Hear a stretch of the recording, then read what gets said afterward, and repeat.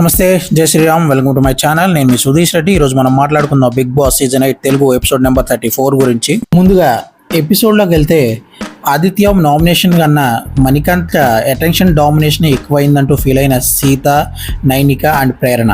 ఇందులో భాగంగా నీ ప్రపంచంలోకి మమ్మల్ని లాక్కు అన్న విష్ణుప్రియ, నీకు చేసే సపోర్ట్ సైలెంట్గా ఉంటుంది, నువ్వు చేసే ఇన్సల్ట్ మాత్రం లౌడ్గా ఉంటుంది అంటూ స్టేట్మెంట్ ఇచ్చిన సీత. విచిత్రంగా మణికంఠకు బూస్టింగ్ ఇచ్చిన నబిల్.